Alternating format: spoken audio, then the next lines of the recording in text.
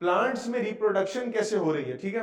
अच्छा, अब उसमें क्योंकि सबसे पहले हम एसेक्सुअल साइकिल को सामने रखते हैं या एसेक्सुअल रिप्रोडक्शन को सामने रखते हैं, तो मैं भी उसी को सामने रखूंगा कि एसेक्सुअल रिप्रोडक्शन किस तरह से प्लांट्स के अंदर हो रही होती है।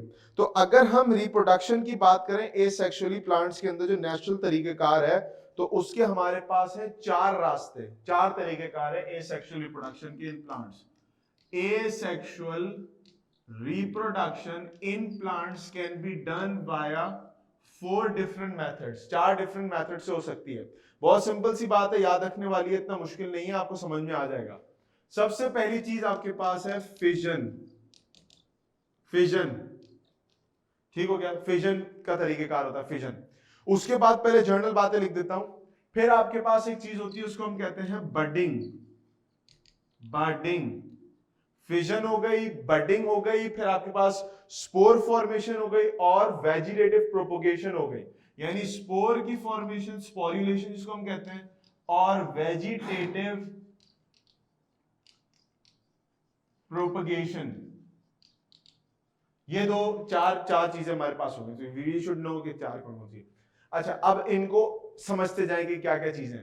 देखिए, प्लांट्स की जब हम रिप्रोडक्शन की बात करते हैं तो पहले ही समझना जरूरी है कि प्लांट कहते किसे हैं, ठीक है, क्योंकि हम बहुत सारे केसेस में बहुत सारी ऐसी चीजें जो प्लांट्स में शुमार नहीं होती हैं उनको शुमार कर लेते हैं। बहरहाल चूंकि हम एसेक्सुअल रिप्रोडक्शन पढ़ रहे हैं और प्लांट से मिलते जुलते कंपोनेंट्स की पढ़ रहे हैं, तो हम उसमें लेके आ सकते हैं, बट वी शुड नो कि जो प्लांट्स की ओरिजिनल एसेक्सुअल रिप्रोडक्शन स्ट्रेटजीज हैं वो सिर्फ ये दो हैं। ये दो प्लांट्स की नहीं है, ये प्लांट से बाहर के जो डिफरेंट ऑर्गेनिजम्स हैं उनकी तरीकेकार है। मिसाल के तौर पे बैक्टीरिया हो गया, फंगस हो गया, वो आमतौर पर फिजन या बडिंग यूज करते हैं, ठीक है। लेकिन प्लांट स्पेसिफिकली अगर बात करें तो स्पोर्स फॉर्म करते हैं और वेजिटेटिव प्रोपोगेशन कर रहे होते हैं। अच्छा भाई, अब जरा बात कर लेते हैं हमारे पास तरीकेकार क्या होता है कि फिजन में दो टाइप की फिजन होती हैं। एक सेल अगर दो सेल्स में डिवाइड हो गया, या एक बॉडी दो बॉडीज में डिवाइड हो गई तो, या एक बॉडी कई सारी बॉडीज में डिवाइड हो गई, कई सारे सेल्स में डिवाइड हो गई, तो फिजन का मतलब होता है to break something up. Fission, nuclear fission reactions होते हैं ना, एक फ्यूजन रिएक्शन होता है इसमें जुड़े जाते हैं और एक फिजन रिएक्शन ब्रेक डाउन हो जाता है। तो फिजन का मतलब होता है ब्रेक करना किसी चीज का। तो यहां पर हो क्या रहा है बेसिकली कि एक सेल दो में या एक सेल चार सेल्स में डिवाइड हो रहा है, चार सेल्स में डिवाइड हो रहा है।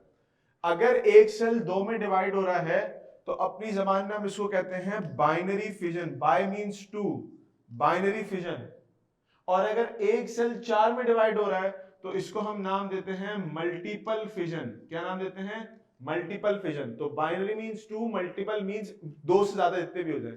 तो फिजन की दो टाइप्स हो गए, बाइनरी फिजन, मल्टीपल फिजन। और फिजन का सिंपल मतलब क्या है? एक सेल का दो में डिवाइड हो जाना, ठीक है। बैक्टीरिया ऐसे डिवाइड करता है, कुछ फंगल सिंगल सेल फंगस जो है वो ऐसे डिवाइड कर रहे होते हैं। उसके बाद हमारे पास बारी आ जाती है बडिंग्स की। बडिंग किसको कहते हैं? बडिंग कहते हैं किसी चीज के अंदर आउटग्रोथ का फॉर्म होना। मिसाल के तौर पे तस्वीर से समझिएगा बात को, एक सेल था या एक आपके पास कोई स्ट्रक्चर था, उसके अंदर इस तरह की एक आउटग्रोथ फॉर्म होना शुरू हो गई और आगे जाके ये भी एक बड़ा बन गया और ये भी एक बड़ा सेल बन गया। तो now we have a single cell like structure जिसने अपने आप को स्प्लिट तो नहीं किया दो हिस्सों में, लेकिन उसने अपने साथ एक छोटा सा टाइनी जूनियर अपना एक सेल टाइप स्ट्रक्चर बना लिया जो वक्त के साथ साथ ग्रो होता चला जाता है। और फिर कभी कभार ऐसा भी होता है कि ये दोनों मिलके भी कुछ और एक और चीज बना लेते हैं, तो एक तीसरा बर्ड भी बन गया। तो these birds keep on forming. तो ये समटाइम्स कॉलोनी बनाने में भी हेल्प कर देते हैं। मिसाल के तौर पे आपने अगर नाम सुना हुआ हो, ऑस्ट्रेलिया में ग्रेट बैरियर रीफ है। Great barrier reef, what is that great barrier reef? Great barrier reef दरअसल एक ऐसी जगह है जहां पर सी एनिमोन्स होते हैं। सीलेंट्रेट एक ग्रुप है एनिमल्स का, वो वहां पर होते हैं सी एनिमोन्स। और वो इतना बड़ा पूरी पोर्शन फैला हुआ है कई किलोमीटर्स पे कि वो शुरू में चंद एक आपके पास कुछ सीलेंट्रेट्स थे और उन्होंने बर्ड फॉर्म कर करके इसी तरह से बर्ड्स बनाना शुरू किए and then they start they build a whole colony. एक था, उसकी एक साइड से दूसरा निकला, फिर एक तीसरा निकला, फिर तीसरे से चौथा निकला, and then they start forming a whole big sea anemonic structure. नाम याद कर लेंगे, नेट पे सर्च करने का मौका मिले, इसको हम कहते हैं great barrier reef. Great barrier reef, if I am not wrong, barrier की शायद यही स्पेलिंग है। तो ऑस्ट्रेलिया का ग्रेट बैरियर रीफ लिखे, ऑस्ट्रेलिया ग्रेट लिखेंगे ना तो उसके रिकमेंडेशन क्रोम खुद ही दे देगा आपको। तो उसमें तो वो बडिंग है। इसी तरीके से फंगस भी बडिंग के जरिए फैलता है। जो ईस्ट आप इस्तेमाल करते हैं पिज्जा के अंदर या और किसमें इस्तेमाल करते हैं, डोनट वगैरह बनाने के लिए, जो डो को फुलाने के लिए ईस्ट इस्तेमाल होती है। तो east is a fungus and this fungus helps in the uprising of the bread or the dough जो बना रहे होते हो। तो वो फंगस भी ऐसी ग्रो करता है। जो ईस्ट वाला फंगस है वो सिंगल सेल फंगस है, तो वो अपनी बड्स बनाते जाता है and start forming a colony. Potato के अंदर भी बड्स होते हैं, वेरी गुड खदीजा, पोटैटो में बड्स होते हैं और वो वहां पर भी बडिंग बन रही होती है, उससे एक दूसरा तीसरा इस तरह से बनते चले जाते हैं। तो वो प्लांट्स में वो वाली बडिंग भी हो रही है, ठीक है, इस तरह से ईस्ट में भी हो रही है। अब आगे चलो, अब ये क्या है, इसके बाद स्पोर फॉर्मेशन आती है ना। स्पोर फॉर्मेशन में बेसिकली क्या होता है कि हमारे पास कुछ सैक लाइक स्ट्रक्चर्स होते हैं। मिसाल के तौर पे फंगस में बहुत कॉमन होता है,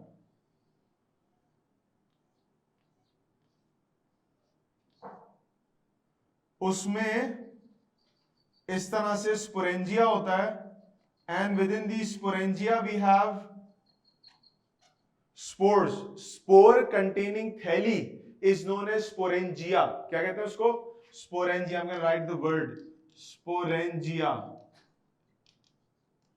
स्पोरेंजिया, स्पोरेंजिया उस सैक लाइक स्ट्रक्चर को कहते हैं, थैली नुमा स्ट्रक्चर होता है जिसमें स्पोर्स मौजूद होते हैं। हल्की सी फूंक मारी ना आपने तो स्पोर्स फैल जाते हैं। कभी अगर आपका इत्तेफाक हुआ हो असली मशरूम देखने का, जो असली जमीन पे लगा, वो पिज्जा वाला नहीं तो मर गया, वो खत्म हो गया, वो जो मशरूम आपके जमीन में लगा हो या किसी प्लांट स्ट्रक्चर में ग्रो कर रहा हो, उसके जो नीचे वाला पोर्शन होता है ना, यूं करके उसकी अम्ब्रेला बनी होती है ना, उसके नीचे, मुंह पे नहीं अपने, या तो हाथ मार के देखें कभी नीचे वाले पोर्शन में जो गिल्स लगे होते हैं यहाँ पर, जैसे ऐसा स्ट्रक्चर बना होता है ना इसका मशरूम का, ऐसा करके स्ट्रक्चर बना होता है मशरूम का ना।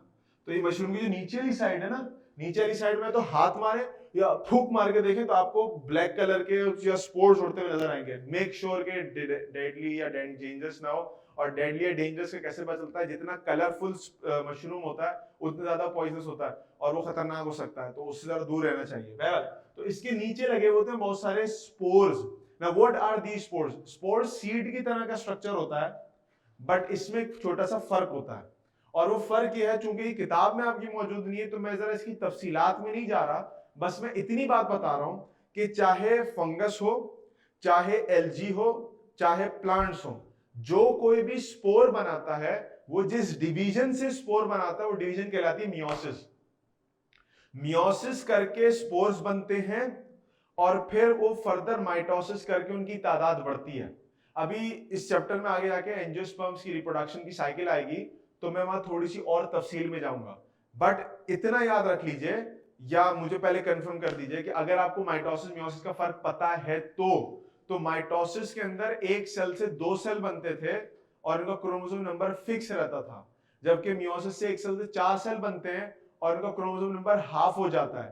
तो जब भी कभी हम वर्ड पढ़ते हैं स्पोर फॉर्मेशन, इसका मतलब यह है कि वो जो स्पोर बनता है वो जिस डिवीजन से बनता है उस डिवीजन को मियोटिक डिवीजन कहते हैं। चाहे वो फंगस हो, एल्गी हो या प्लांट हो, उनमें जिसमें भी स्पोर फॉर्मेशन होगी वो मियोसिस के जरिए होती है। तो हैप्लॉइड बनते हैं स्पोर्स। हैप्लॉइड का मतलब जानते हो ना क्या होता है? हैप्लॉइड का मतलब, हैप्लॉइड का मतलब होता है हाफ नंबर ऑफ क्रोमोसोम्स। यानी अगर फॉर एग्जांपल मेरा 46 नंबर क्रोमोसोम है तो मेरा हाफ या हैप्लॉइड नंबर क्रोमोसोम कितना होगा? 23। इसी तरीके से अगर किसी फंगस वगैरह का क्रोमोसोम नंबर कुछ भी है, फॉर एग्जांपल 40 है, तो उसका जो हैप्लॉइड स्पोर बनेगा वो बनेगा 20 क्रोमोसोम्स वाला। तो ये याद रख लीजिएगा। बहरहाल इन सारी तफसीलात को एक तरफ रखते हुए थोड़ा बहुत दिमाग में भी उठा लें और थोड़ा बहुत इसको लेट गो करते हुए आगे चलते हैं कि हमारे पास स्पोर्स भी जो है वो फ्यूजन ऑफ गैमेट से नहीं बन रहे बल्कि वो डिवीजन से बन रहे हैं, और ये फिर आगे जाके स्प्रेड आउट हो जाते हैं, और स्प्रेड आउट होने के बाद फिर ये जो प्लांट या जो कोई भी आपके पास फंगस बनाते हैं वो फंगस हैप्लॉइड होता है। फिर वो जाके फ्यूजन करता है तो डिप्लॉयड एक ऑर्गेनिज्म बनता है। We are going to talk about this later in the later topics, जब हम बात करेंगे प्लांट्स की या प्लांट की, जब एंजियोस्पर्मिक साइकिल की बात करेंगे तो इसकी बात करेंगे, ठीक है। तो स्पोर्स भी आपके पास क्या है कि छोटे छोटे दानेदार स्ट्रक्चर्स हैं जो कि कहीं गिर जाए, उनको पानी मिल जाए, मिट्टी मिल जाए, तो they can start growing into a new organism. But the thing is कि none of these spore is formed by fusion of gametes. Fusion of gametes से नहीं बनते, बल्कि जर्मिनेट करते हैं। जर्मिनेशन की जिस तरह सीड जर्मिनेट करता है, पानी मिल गया तो ये उसी में से पूरा प्लांट निकल के आ जाएगा।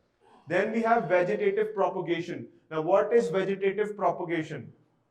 Sometimes अगर आप में से कभी कोई समंदर पे गया हो, hogs Bay Saint spit, Clifton नहीं तो बिल्कुल वीरान जगह है वो, हॉग्स बे सेंट स्पिट की साइड पे अगर आप गए हो तो आपने कभी कभार ऐसा नोटिस किया होगा कि व्हेन यू आर ड्राइविंग, आप लाइक फॉर एग्जांपल आ रहे हैं, पता नहीं तुम लोग रास्ता याद भी पता नहीं देखा भी है कि नहीं देखा, लेकिन आप सीधे सीधे आ रहे हैं, for example site and then Gulbai और सारे रोड क्रॉस करते हुए आप पहुंच गए मेन जगह पे जहां पर हॉग्स बे सेंट स्पिट है। You have Hawks Bay Sandspit इस डायरेक्शन में, और एक तरफ जो है वो फिर पैराडाइज की तरफ रोड जाता है। तो अब जब आपने टर्न किया and you are going towards Hawks Bay and Paradise, तो सीधे हाथ पे आपके पास समुद्र चल रहा होता है, वहां पर हट्स बने हुए होते हैं, और उल्टे हाथ की तरफ जो मैंग्रोव फॉरेस्ट होता है जहां पर वर्ल्ड वाइल्ड लाइफ वालों की सेंचुरी भी है, कंजर्वेटरी सेंटर है, और वहीं पर जो है उस मिट्टी के साथ कुछ ग्रासेस ग्रो कर रही होती है लाइन से। उन ग्रासेस के बारे में खास बात यह है कि बहुत सारे लोगों ने हमारे पाकिस्तान कराची में काम किया and they were shocked about this कि एक प्लांट, एक ग्रास जो लगी हुई थी उसके अंदर से उसके कुछ स्टोलोन्स, या हम कह लें कि उसके टिलर्स भी कहते हैं उसको, वो मूव करके पता नहीं कितने किलोमीटर आगे तक गया हुआ था, और उसमें से जगह जगह में बीच बीच में से ग्रासेस निकल रही थी। तस्वीर से समझिएगा, देखो मिसाल के तौर पे यहाँ पर आपके पास एक अदद ग्रास थी, ये इसकी रूट जा रही है नीचे की तरफ, ये जमीन जा रही है आपके पास। ये इसने क्या किया कि इसने यहाँ से अपना एक पार्ट निकाला और वो जमीन के पास गया, वहां से दोबारा ऊपर ग्रास निकली, नीचे रूट्स निकल आई, फिर ये आगे गई, इसमें से फिर दोबारा ग्रासेस निकल आई, नीचे रूट्स निकली, एंड दिस स्टोलोन और tiller kept on moving forward. अब आप देखो यहाँ पर क्या हुआ कि एक ग्रास उसका कनेक्शन है, लिंक हुआ है विद अनदर ग्रास, वो उसी की जैसी है, वो कोई फ्यूजन से नहीं बनी, वो कोई सीड से नहीं बनी, बल्कि वो उसी के पार्ट्स में से निकलती चली गई। जैसे मनी प्लांट होती है, हम मनी प्लांट के साथ क्या करते हैं, मनी प्लांट यूं फैल जाती है पूरे में, हम उसको काट के कहीं और लगा देते हैं तो वो ग्रो करना शुरू कर देती है। That's an artificial way of vegetative propagation. But यहाँ पर क्या है कि एक ग्रास एक जगह से निकली, उसका एक रैमिट या टिलर या स्टोलोन, उसमें से एक आउटग्रोथ निकलती है जमीन के अंदर अंदर अंदर, और वो क्या करती है फिर उसी में से कुछ टाइम, कुछ थोड़ी सी दूर जाके एक और घास निकल आती है, फिर उसमें से एक और धागा निकलता है, फिर आगे जाके घास निकल आती है। तो ये कई कई किलोमीटर्स तक एक ही ग्रास के ऑफस्प्रिंग्स चल रहे होते हैं, उसी की जैसी बिल्कुल एग्जैक्ट कॉपी चल रही होती है कई कई किलोमीटर्स तक। एक दवा ने कोई एक ही निकली होगी तो उसने फिर अपने आपको पूरा जाल बिछा दिया पूरी जमीन के अंदर। हमें लग रहा है कि ये अलग घास है, अलग घास है, अलग घास है, बहुत सारी अलग अलग घास है, बट जब उनको मिट्टी में खींच के निकालना शुरू करते हैं तो सब आपस में लिंक्ड होती है दूसरे के साथ। तो ये वेजिटेटिव प्रोपोगेशन है। वेजिटेटिव प्रोपोगेशन मतलब क्या है, एक तो रिप्रोडक्टिव प्रोपोगेशन है कि सीड्स के जरिए, पॉलन ग्रेन्स के जरिए आप अपने आप को प्रोपागेट कर रहे हो, फैला रहे हो, अपनी नस्ल बढ़ा रहे हो। दूसरा तरीका है वेजिटेटिवली, यानी vegetative parts of the plant जो है उनके जरिए सारा काम हो रहा है। अब यहाँ डिफरेंस आ जाता है between a fruit and a vegetable. तो आपको इन दोनों का डिफरेंस पता होना चाहिए। मैं शायद पहले भी एक बार कभी जिक्र किया था कि फ्रूट और वेजिटेबल का डिफरेंस क्या होता है। तो फ्रूट उस चीज को कहते हैं जो फ्लावर से बनता है रिप्रोडक्शन के बाद, और वेजिटेबल उसको कहते हैं जो वेजिटेटिव पार्ट से बनता है, रूट, स्टेम्स और लीव्स से। ये इसकी स्टेम लाइक स्ट्रक्चर ही है जो आगे जाके प्रोपोगेशन में हेल्प कर रही है। तो इसकी वेजिटेटिव पार्ट हो गई रूट, स्टेम और लीव्स में से कोई एक चीज जिससे प्रोपोगेशन हो रही है, उसको हम वेजिटेटिव प्रोपोगेशन का नाम दे रहे होते हैं। तो ये चार चीजें हमारे पास आ गई जो नेचुरल तरीकेकार है वेजिटेटिव प्रोपोगेशन का। ठीक हो गया। अब देखो हमारे पास सीन ये है कि कई सारी तरीकों से वेजिटेटिव प्रोपोगेशन हो सकती है। मिसाल के तौर पे अगर हम बात करें तो हम ये कहेंगे कि हमारे पास कुछ जैसे मिसाल ले ले यहां पर, समटाइम वेजिटेटिव प्रोपोगेशन लीव्स के जरिए होती है, और ये बहुत कॉमन एक पौधा है ब्रायोफिलम, किताब में नाम भी लिखा हुआ उसका, शायद आपने देखा भी हो कभी। उसके पत्तों के साथ जो लीव्स होते हैं उसमें छोटे छोटे करके ना नोड्यूल्स बने होते हैं। अगर आप उसका पूरा पत्ता तोड़ें, लीफ तोड़ें और वो मिट्टी में दबा दें, तो उसके जो पत्ते के साइड में मार्जिन में छोटे छोटे से गड्ढे होते हैं, वहां से पूरा पूरा प्लांट निकल सकता है, यानी कई सारे प्लांट उसमें से बन जाते हैं। बिल्कुल इसी तरीके से धनिया पुदीना अगर आपने कभी लगाया हो या स्ट्रॉबेरी लगाई हो, स्ट्रॉबेरी की भी क्या होती है, उसकी जो डंडियां हैं वो लगती हैं और उसमें से फिर वो नया प्लांट अराइज हो जाता है, धनिये में से नया प्लांट अराइज होता है। धनिये के तो पूरी आप डंडी अगर रख दो नोट्स के साथ, उसको मिट्टी में दफना दो, तो कई सारे धनिये या पुदीने निकल के आ जाते हैं। तो लीव्स भी हो सकते हैं, स्टेम भी हो सकती है, इस तरह से समटाइम्स रूट से भी काम हो सकता है वेजिटेटिव प्रोपोगेशन का, कि पोटैटो वगैरह के अंदर ही मामला आपको देखने को मिलता है, उनसे बिल्कुल एक अलग चीज निकल के आपके पास स्टार्ट अराइज हो सकती है। ठीक हो गया, तो ये चीजें हमें देखने को मिलती है। फिर इसी तरीके से अगर वो है क्या कहते हैं अदरक, जिसको हम कहते हैं अदरक, देखिए ना लहसुन तो जमो वाला होता है और एक अदरक होती है जो बड़े अजीब से शेप की होती है, वो भी क्या करती है, वो अंदर ही अंदर फैलती जाती है और उसमें से नए नए आपके पास जो है ना प्लांट्स और लीव्स ऊपर की तरफ अराइज होते रहते हैं, नीचे सीड्स अराइज रूट्स अराइज होती रहती हैं, रूट हेयर्स निकलते रहते हैं। तो लीव्स हो, स्टेम हो, इवन समटाइम्स के रूट्स हो, उनसे भी आपके पास वेजिटेटिव प्रोपोगेशन देखने को हमें मिल जाती है। तो ये सारी बातें यहां तक इसके बारे में